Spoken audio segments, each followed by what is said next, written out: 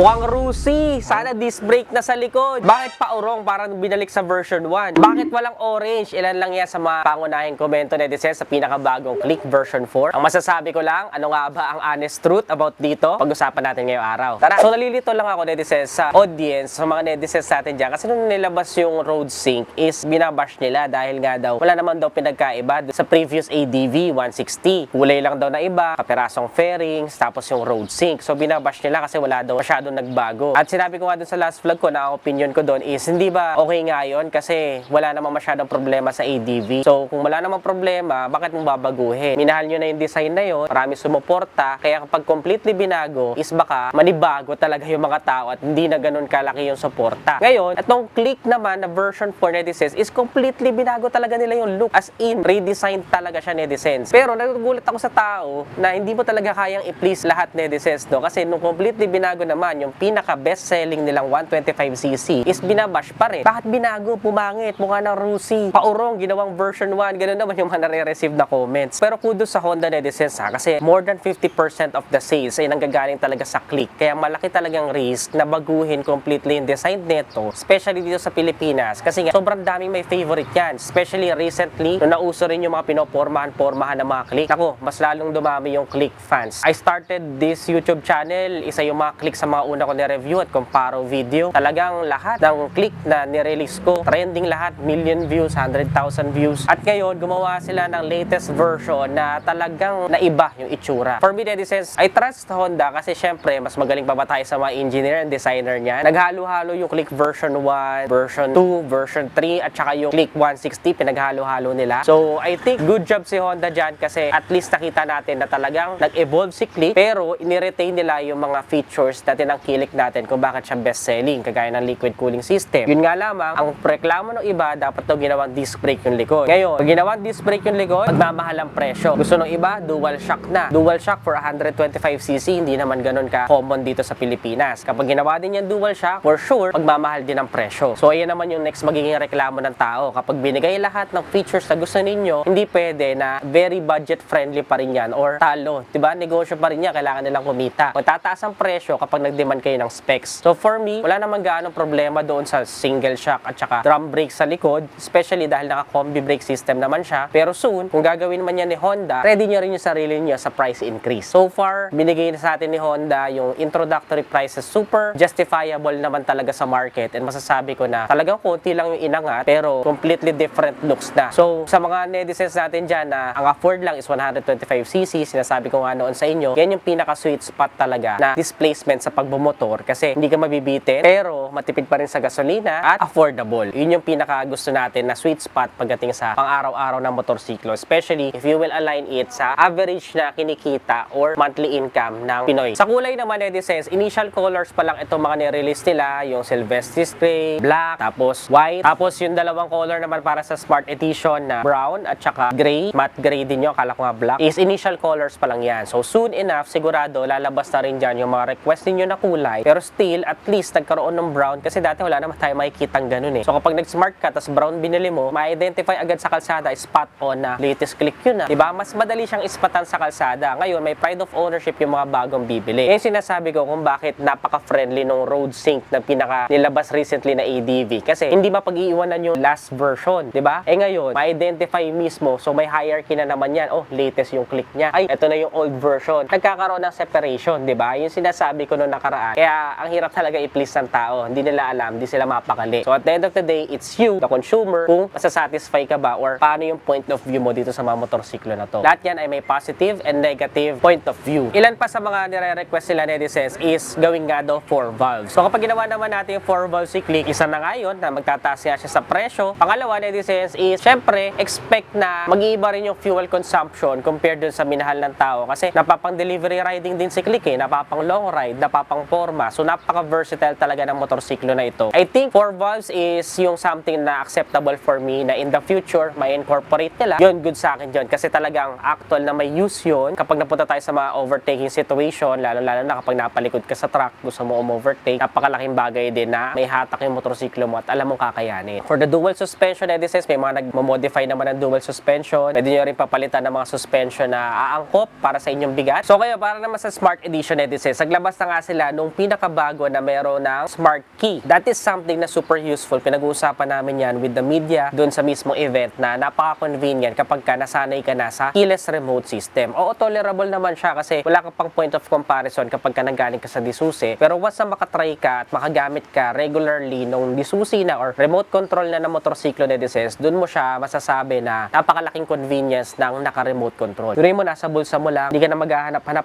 lalo na kung naka-gloves ka, tatanggalin mo pa yung gloves mo para makapamo kung nasan ba yung susi mo. Yun, as long as nasa loob ng bag mo, malapit siya sa motorsiklo, pwede mo na siyang susiahan na parang washing machine, sabi nila. Pwede mo na siyang i-turn on at may start mo na yung motorsiklo nang walang ka-hassle-hassle. For the answer back system, yun yung hindi ko na-try, pero I think meron na answer back system kasi usually naman sa mga motor ng Honda, kapag keyless na, may answer back. So kapag naka-park, pwede mo siyang medyo patunugin para malaman mo kung saan ka doon, kung magkakaparehas na kayo na click. Papatok ba ang pinakabagong Honda Click version 4? Syempre, sigurado yan, desense. Up till now, napakataas ng sales ng Honda Click na talaga na-surpass niya halos lahat yata ng scooter dito sa Pilipinas. Na-surpass ni Click, yan lang naman yung mga magkakalaban. Pero I think sobrang dami pa rin nabibili ng Honda Click version 4. Isa nga ako sa nag-aay, nabilin siya syempre for model for possess, diba? Yung mga accessories na pwede natin ikabit dyan. Good for demonstration din sa mga netizens natin. Pero we will see netizens. Nag-isip ako pa kung Honda ADV or Honda Click. For sure, mas maraming audience yung Honda Click kasi makamasa siya. So para sa akin, ang pinaka-best color doon sa initial release nila is yung kulay white. Next is yung kulay gray. Yung white kasi nag-stand out siya sa akin, napakalinis, napaka-elegante lang nung itsura niya, nung kulay niya. Yung gray naman is something na hindi dumihin, hindi gasgasin. And then, pangatlo na lang sa akin yung brown. Kasi bago sa kalsada, bago sa mata. Medyo lumabas si Honda sa comfort zone nila dyan. Just for reference, ito nga pala sinasabi nila na kamukha daw ni Click yung Rusi Sparkle 125. Actually, may 150cc din nun. Ito yung sinasabi nila na kamukha. Ayan. So, as of my opinion, netizens, somehow may resemblance kapag nakita mo na umaandar na sa kalsada. Pero kapag tinignan mo naman na maigi, magkalayo naman talaga sila. Siguro, may resemblance lang kasi nasa same category. Usually, ang mga motorsiklo kaya magkakamukha kapag nasa same category. Kung yun yung sa Pinoy na style bakit nila babaguhin nyo? Ba't sila lilihis doon, di ba? I-align nila doon sa patok na style yung mga design. So, yung iba nagsasabi na si Honda naman daw ang dapat kasuhan ni Rusi kasi si Honda naman daw nanggagaya kay Rusi. Possible ba talaga yon?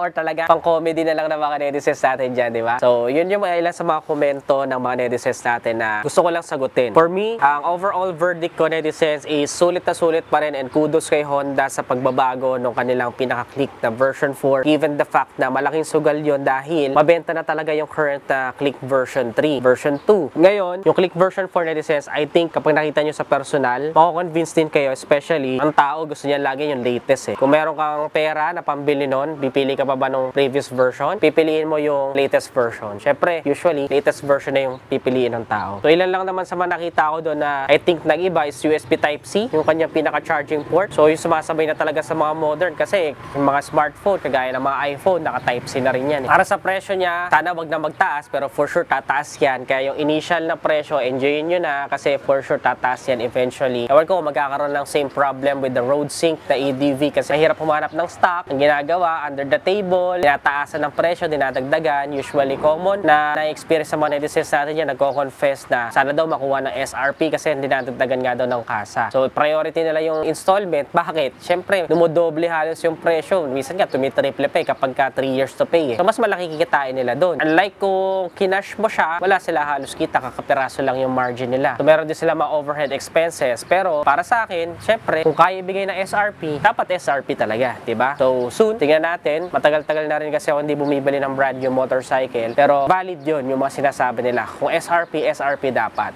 Pero, ganun talaga, ang buhay. Talagang kapag ka nasa actual ka na, makakaranas ka talaga ng mga under the table. Ganun talaga kalakaran sa Pilipinas So, yun lang naman natin yung ilan sa mga thoughts ko about sa pinakabagong Honda Click 125 Ultimate Game Changer Upgrade. Para sa inyo, tulit ba ang pinaka-latest version na V4? Comment nyo naman dyan sa ibaba. Drop your questions or iba pang mga motorsiklo na gusto nyong i-request na ma-review natin next vlog at gagawa natin yan ng video sa mga susunod. Kung nagustuhan mo ito, don't forget to give this video a thumbs up, subscribe, and this is Adriano. Always keep it cool, ride safe always.